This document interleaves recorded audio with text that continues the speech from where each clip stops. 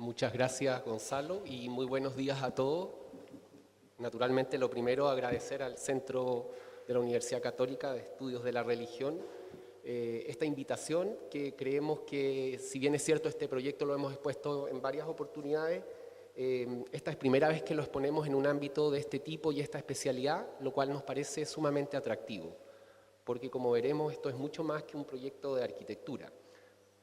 Lo primero, comentarles, digamos, que muy resumidamente se trata de la reactivación de un proyecto histórico que el arquitecto catalán Antonio Gaudí cedió y legó a un cura franciscano chileno, Fray Angélico Aranda, en el año 1922. Y para ello nos vamos a apoyar en la presentación que voy a hacer en 8 partes. Posteriormente, continuador Ramón Esteban hará una versión más global, con una visión global del origen de San Francisco y el Padre Aranda. Y para ello empezaremos precisamente hablando del perfil humano de Fray Angélico Aranda. ¿Quién es este padre? ¿Quién fue? ¿Qué es lo que hacía? Me parece muy importante entender esta parte, puesto que el perfil humano de Fray Angélico Aranda nos da cuenta de una vida tremendamente consecuente en todo lo que tenía que ver con la fe, con los estudios, digamos, del ser humano y sus actividades como artista. Él era pintor y escultor. Padre Angélico Aranda nació en Linderos en 1870 y desarrolló su vida a medida que la orden franciscana lo iba asignando a distintos lugares. Estuvo en Curimón, Valparaíso, Talca, en Santiago y en Rancagua también. El padre Angélico Aranda, en un inicio, junto al padre Rosas, pintaban figuras al óleo, a la acuarela, como esta bonita imagen, pero siempre eran motivos de naturaleza muerta, siempre eran motivos que perseguían difundir la fe desde una perspectiva franciscana, desde una perspectiva de la austeridad. Hemos tomado contacto con familiares de él y nos cuentan que cuando vivían con él, él tomaba los óleos y los subía en una mula y se iba por la cordillera muy lejos, caminando horas, y hacía pinturas de naturaleza y motivos religiosos. En suma, una persona muy íntegra. Ven ustedes ahí algunas imágenes de sus esculturas y cerámica, y la imagen que está en el lado derecho corresponde a unos textos de nota que el padre Rigoberto Iturriaga, fallecido lamentablemente hace poco y rancagüino, fue el principal archivero de la iglesia San Francisco, la Alameda y la iglesia Recoleta franciscana, donde empastó en 6 tomos todo el legado del padre Aranda.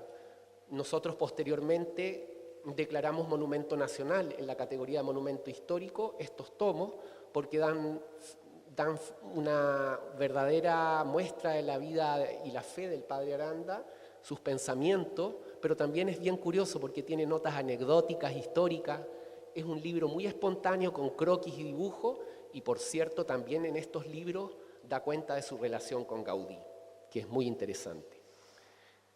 La misma familia que les comentaba, Muñoz Aranda, nos ha legado, digamos, algunos cuadros sobre las distintas naturalezas muertas que él pintó, distintos motivos naturales, para lo cual la Corporación Gaudí de Triana, que es una entidad privada sin fines de lucro y que tiene el objetivo de construir la capilla que les vamos a exponer, que es en Rancagua, está, ¿no es cierto?, haciendo una puesta en valor de toda la obra artística y pictórica y la vida franciscana de Fray Angélico Aranda. También me parecería importante destacar que cuando lo asignan a Curimón, que es un convento muy importante en nuestra historia del país, ¿no es cierto?, sabemos que está San Felipe acá, el río Aconcagua, acá está el convento Curimón, y también acá les muestro un pequeño cerrito que es un lugar donde hay un santuario dedicado a San Francisco. Me parece importante mostrar esto porque finalmente el convento Curimón ha sido construido en 1713, consideremos que los franciscanos llegan a Chile en el siglo XVII, y por lo tanto San Felipe, que es fundado por Manso Velasco, al igual que la ciudad de Rancagua, un español que hace un damero fundacional pero con un trazado muy particular, le da una impronta muy temprana a esta zona del Valle de la Aconcagua. Y el padre Aranda tiene Tiene una obra pastoral muy importante en este lugar, es muy querido, hay generaciones que todavía lo conocen, incluso hay una calle que se llama Fray Angélico Aranda. En este pequeño cerrito que estaba marcado en el plano, él planta unos cipreses y logra gestionar la traída de una imagen de San Francisco de Asís, que la trae gestionada desde Italia en 1901, y hoy en día hacen procesión en torno a esta imagen, año a año, y ya se ha transformado en parte de la identidad cultural de la zona de San Felipe. Como el proyecto de investigación ha sido largo, en todos estos años también hemos tenido las buenas noticias de ir conociendo un poco más de Fray Angélico Aranda.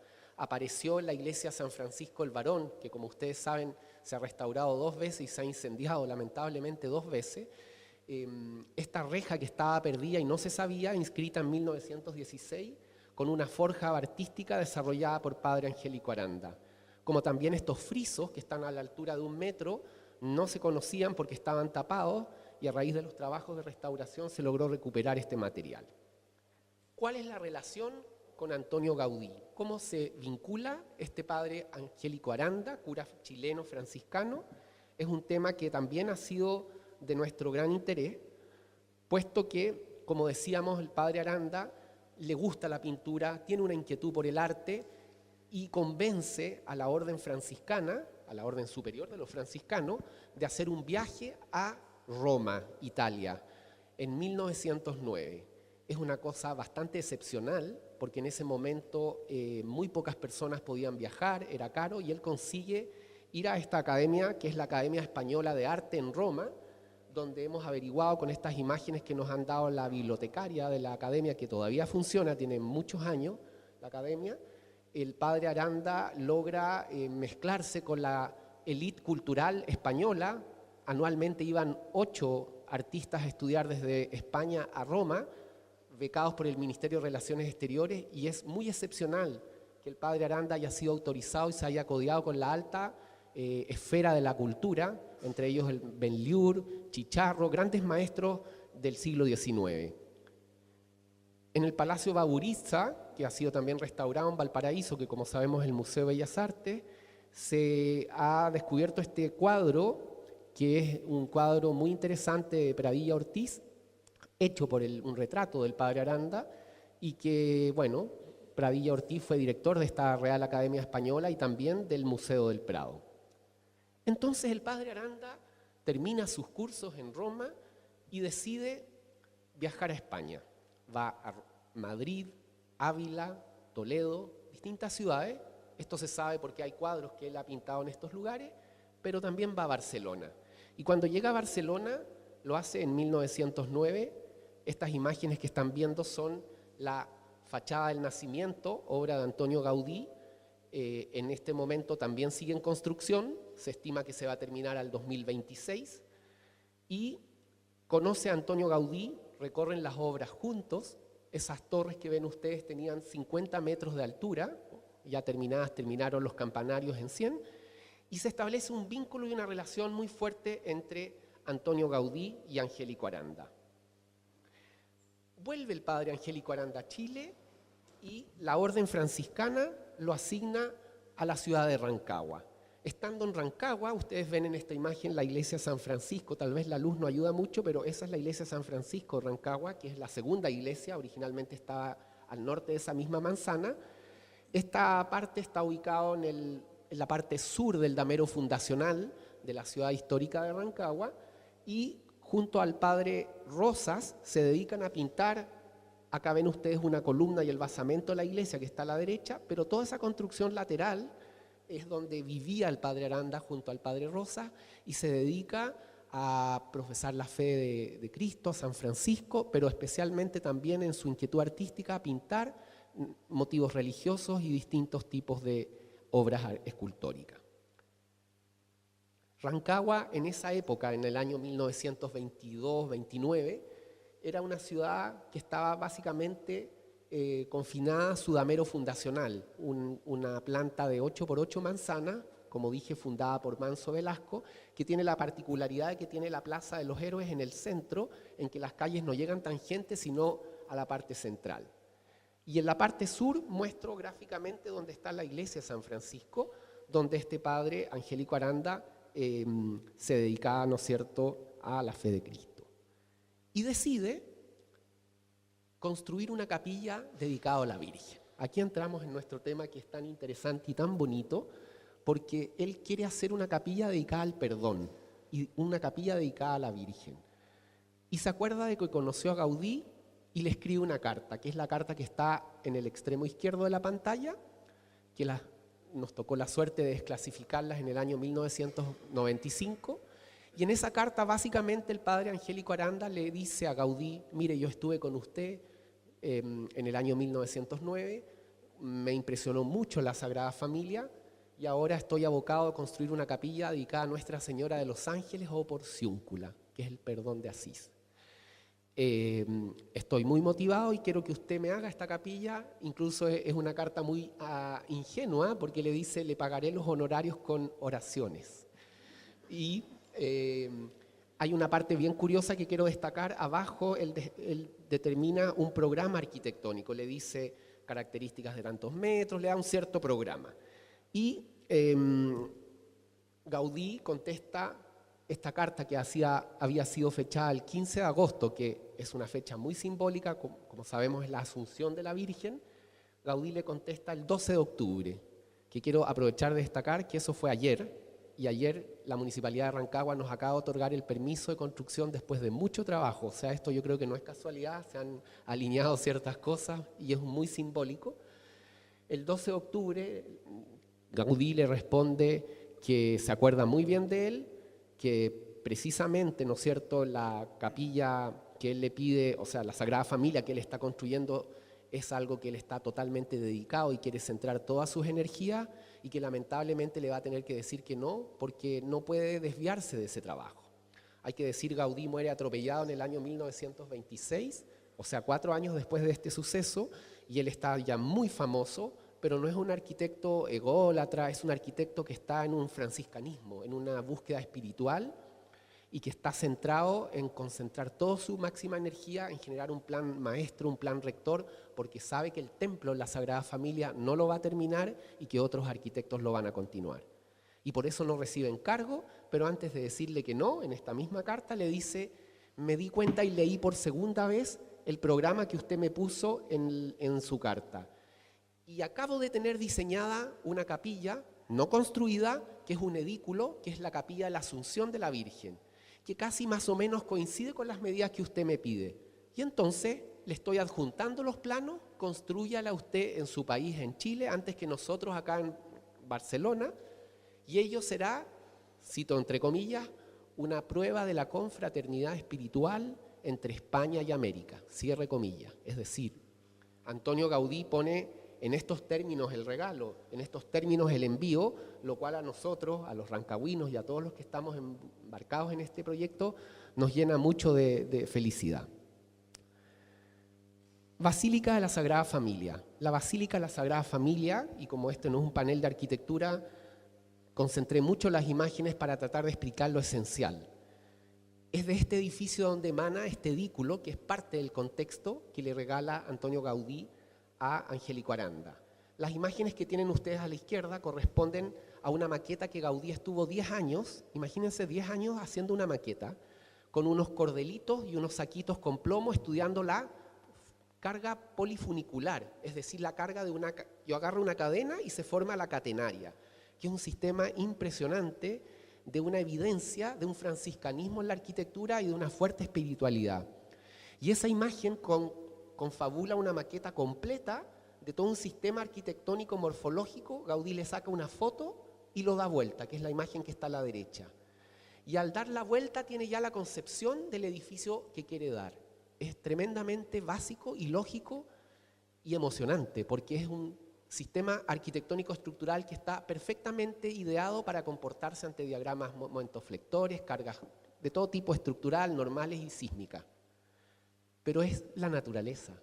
Gaudí dice: lo que yo estoy haciendo es aplicar lo que la naturaleza, es decir, Dios, me ha enseñado. Y entonces hace esta maqueta para la cripta, la Colonia Güell, lo cual se construye solamente en la parte de abajo de la cripta, no se termina todo el edificio, pero queda legado en este croquis, que es el primero que aparece de Gaudí en 1902, ya la imagen de este templo de la Sagrada Familia. Es decir, lo que quiero decir que en estos 10 años de investigación de la iglesia de la Colonia Güell, Gaudí saca los análisis para concluir lo que hará después en Sagrada Familia. El templo de la Sagrada Familia, ¿no es cierto?, un templo basilical de 5 naves, como vemos en esta planta completa, y el conjunto, ¿no es cierto?, de esta maqueta terminada, como se va a ver, con el gran cimborrio dedicado a Cristo, que estará en el crucero, ¿no es cierto?, donde se intercepta la nave principal con la transversal, y lega, ¿no es cierto?, 12 torres dedicadas a los 12 apóstoles, en grupos de 3x4.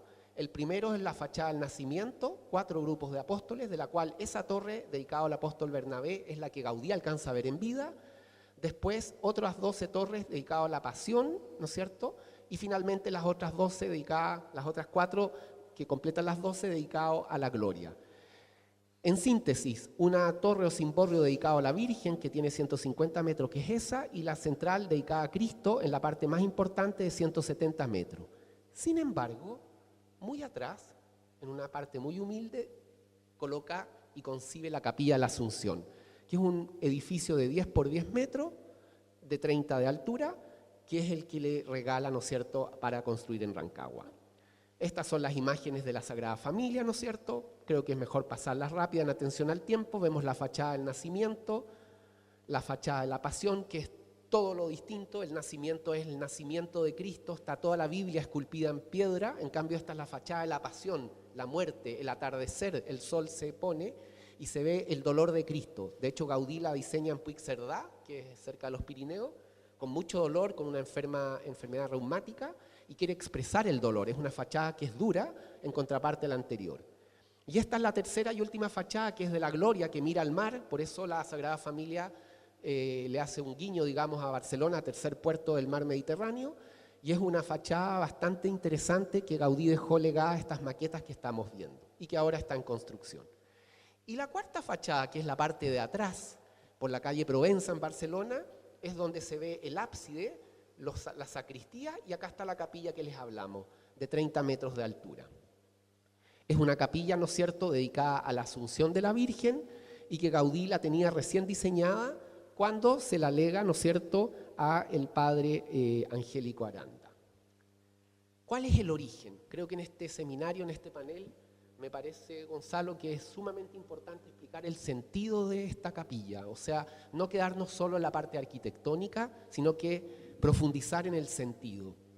Gaudí era catalán, por cierto, muy admirador de la Virgen, y cuando iba a misa en la Catedral de Barcelona, que como sabemos es un edificio gótico y neogótico además, que tiene 2 etapas, admiraba mucho este elemento, que es una clave de bóveda. Clave de bóveda es lo que está arriba, donde están los arcos de crucería, donde se ve la Virgen, ¿no es cierto?, con un manto protector, un manto de la misericordia, y que cobija, ¿no es cierto?, a distintas personas, y es una Virgen protectora.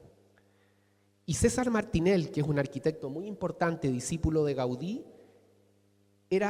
se emocionó mucho con la imagen que estamos viendo a la izquierda, que es la litera de la Madre de Dios, que es una tradición que se da en Cataluña y en muchos países del mundo, en que se celebra el 15 de agosto la Asunción de la Virgen, y es un catafalco, una imagen muy linda, que no tiene nada que ver con Gaudí, porque esto es siglo XVIII, de Luis Bonifacio, el principal escultor catalán de esa época, y que coincide una imagen preciosa, ¿no es cierto?, de una corona imperial que soporta un manto que cae y cobija la imagen que está durmiendo, la Virgen con los ojos entreabiertos, y los serafines y querubines la protegen para su ascensión al cielo. César Martinel saca fotos de esta imagen y se las muestra a Gaudí, y narra, primera persona: cuando le muestro estas imágenes a Gaudí en 1921, el maestro casi se pone a llorar de emoción, porque ve el arte catalán plasmado en una figura tan importante como la adoración a la Virgen, y tan emocionado hace esos 2 croquis que son originales de Gaudí, que se salvaron las imágenes, pero no los originales, de la Guerra Civil Española, lamentablemente se perdieron, pero como Isidre Puig Boada lo publicó en el año 29 en un libro, salvamos las imágenes. Y en ella se ve toda la génesis arquitectónica de este manto protector que cae, un manto que las fuerzas de gravedad arman estas figuras regladas, superficies de doble curvatura alaviada, y que de alguna manera reinterpretan perfectamente bien este sentido de la litera de la Madre de Dios. Esa es la imagen, ¿no es cierto?, de esta litera que Gaudí tanto admiró, del siglo XVIII, específicamente 1772, que desde arriba hacia abajo tiene, arriba la cruz patada. Patada se llama, ¿no es cierto?, por las formas como patas, apoyada en la bola o esfera del mundo. Cada uno de los elementos que les estoy mostrando son tremendamente importantes porque están en la capilla y van a estar en Rancagua. La esfera del mundo que nos da la universalidad. Una corona que no es cualquiera, sino que es una corona imperial, dorada, digamos, desde donde salen este manto protector y unos ángeles tenantes que están, ¿no es cierto?, sosteniendo damascos verdes, protegiendo a la Virgen. Todo ello, todo este catafalco apoyado en 4 columnas, y lo más importante, la Virgen Madre de Dios, que sus ojos están, ¿no es cierto?, entreabiertos y está en un estado protegido por todas estas potestades. Estas imágenes son bastante inéditas que tomamos de esta escultura y dice César Martinel: cetro entre las manos, corona en la cabeza, vestido de tela simulando armillo y manto azul y formando cabecera una aureola resplandeciente de rayos dorados, nubes y serafines. Según estudiadores del arte, es una de las imágenes más lindas del barroco catalán. Acá hay un detalle de uno de los serafines, de gran calidad artística, como Bonifacio logra esta imagen, producto de un estudio de mucha fe y dedicación a la Virgen. Y entonces Gaudí se inspira en estas imágenes, como vemos en el croquis de la izquierda, y en la maqueta que está a la derecha es el proyecto para Rancagua, que, como decía hace muy poco, estamos a puertas de empezar. Es la inspiración, ¿no es cierto?, de este mismo manto que cae y que protege y cobija a la Virgen, en el fondo un edículo que transforma la escultura en arquitectura. Esta es la misma imagen de la maqueta, pero ahora visto en corte. Se ve las líneas de fuerza que Gaudí utiliza, dibuja a la Virgen acá en el centro, y esas líneas inclinadas son las líneas de empuje de los materiales de la construcción que conciben la capilla. ¿Cuál es el contexto territorial e histórico en que se da este proyecto? Este contexto sitúa, ¿no es cierto?, a Rancagua cuando le dice: yo le regalo esta capilla, constrúyala usted en su país antes que nosotros acá en Barcelona, porque marcará la confraternidad espiritual de España y América. Y nosotros hemos dicho, esto no tiene nada que ver con Santiago ni con Madrid, esto tiene que ver con Rancagua y con Barcelona. Trazamos un eje que tiene sus consecuencias territoriales, porque la capilla se posiciona, así como las mezquitas miran a la Meca, esta capilla está mirando, ¿no es cierto?, a Barcelona. Y se da en el contexto de un centro histórico, el Parque Cataluña, ¿no es cierto? Acá se centra el proyecto, donde hemos estudiado aspectos bien importantes como lo que es el Cap Agnán, el camino principal andino, que finalmente es nuestro 6º sitio de patrimonio mundial y que pasa muy tangente, ¿no es cierto?, al terreno donde se va a emplazar. Y como también sabemos, Rancagua, el 1 y 2 de octubre de 1814, se da la batalla de Rancagua, que es el punto de inflexión de nuestra independencia, el paso de la patria vieja a la patria nueva, entre O'Higgins y Osorio, y que tiene que ver con el territorio donde se va a emplazar este Parque Cataluña. Aquí está el centro de Rancagua, y claro, cuando se da el camino del Inca y también el camino real después, se da lo que es hoy día la avenida La Compañía, que coincide con este elemento. Y también a mano derecha vemos la huida de O'Higgins en el desastre de Rancagua, que también pasa en este lugar. Lo que quiero decir que se nos mezclan aspectos culturales desde la América precolombina, como vemos acá en el Cerro de la Compañía, donde está el Pucara más al sur del mundo, con elementos también ligados a nuestra historia de la independencia. Este proyecto del Centro Cultural se sitúa, ¿no es cierto?, en este parque que ya había explicado. Es un parque que tiene una laguna, hay un liceo industrial y nos han dado un comodato en este sector. Son 1,6 hectáreas donde se emplaza el proyecto, que se desarrolla, ¿no es cierto?, en este parque de 14 hectáreas. La capilla como tal, ¿no es cierto?, es de 10 por 10 metros, está emplazada entre una plaza del encuentro, la número 1, que es un espacio de unos 50 por 70 metros, que sirve para la contemplación. Es un espacio más bien rehundido, franciscano, austero. No es una capilla puesta arriba, iluminada con equipos haluro metálico, no va por aquí. Este es un proyecto de la humildad que hemos querido ser fiel al legado de Gaudí de Aranda. Luego la Plaza del Agua que está detrás es una plaza más bien dura junto a la laguna que tiene un programa arquitectónico en el subsuelo. Todo ello protegido por un pretil arbustivo y acá por un bosque que hemos denominado el Bosque del Silencio, que permite preparar a quien vaya a visitar, sea cristiano, judío, agnóstico, católico, religión que tuviese, pueda llegar a esta capilla y prepararse, llegar a un bosque que lo prepara espiritualmente para acceder a la capilla. Ese es el terreno, en un marco muy bonito porque Rancagua tiene la cordillera de los Andes muy presente y hemos concebido en la capilla un espacio subterráneo que precisamente para que no se note nuestra mano, lo hemos hecho subterráneo, donde hemos concebido una sala de uso múltiple que permita hacer misa, tener recitales de música, que las juntas de vecinos y la gente que es de clase media baja en el territorio pueda hablar de sus problemas en el Chile real de hoy, un espacio múltiple. Bajo la capilla hemos concebido una cripta donde abajo, ahí donde ven ese pequeño cuadradito, queremos exhumar los restos del padre Aranda, que hoy día está enterrado en el cementerio católico acá en Santiago. Ya tenemos la autorización de la comunidad franciscana para ello. Y precisamente hacerlo en homenaje a él que tanto soñó con esta capilla. Creo que los detalles arquitectónicos no los vamos a profundizar tanto, pero están viendo ustedes las imágenes de la capilla en planta. Estamos haciendo una revisión en coordinación con el obispo Alejandro Goich, que es consejero de la Corporación Gaudietiana y un equipo de sacerdotes de la Orden Benedictina, del estudio litúrgico que implica esto. La capilla en sí, ¿no es cierto?, tiene un coro a la altura de 8 metros que es circular, en donde se produce toda la génesis de la arquitectura de Gaudí. Ese es el coro que estamos viendo. Esta es la imagen de la capilla en el contexto territorial, cómo se emplaza con el Bosque del Silencio, y este espacio o plaza del encuentro, que como decía está medio cobijado, protegido para entrar en una interioridad de contemplación a esta capilla. Abajo, ¿no es cierto?, está el espacio, estas plantas subterráneas, ahí está la capilla, salas de exposiciones, sacristía, equipamiento, servicios, baños, escaleras. Esto también es una explicación de la parte arquitectónica de los hiperboloides, que son superficies regladas alaviadas que Gaudí utilizó. Son 3 las más importantes: el exterior, el interior y el del coro. Solamente me gustaría detenerme en explicar que del exterior es una hiperboloide que deriva en 4 paraboloides hiperbólicos. Los nombres son fatales, pero la geometría es preciosa y emocionante. Es cosa de admirar una hoja de cualquiera de las plantas que tenemos acá.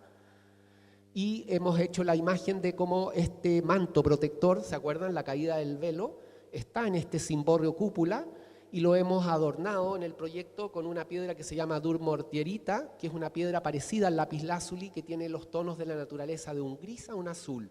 Y a medida que el revestimiento va ascendiendo al cielo, se torna más azul porque es más divino, porque es el manto de la misericordia.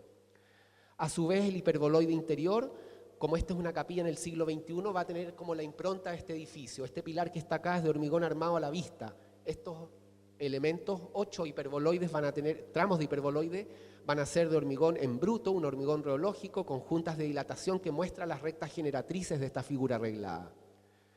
Y a su vez el hiperboloide del coro, que es más bajo, va a tener una construcción solamente en piedra, piedra natural, con la ciencia de la estereometría, que es como lo hacían los arquitectos y constructores en el Renacimiento español o italiano, como una dovela se corta y va armando una bóveda de crucería.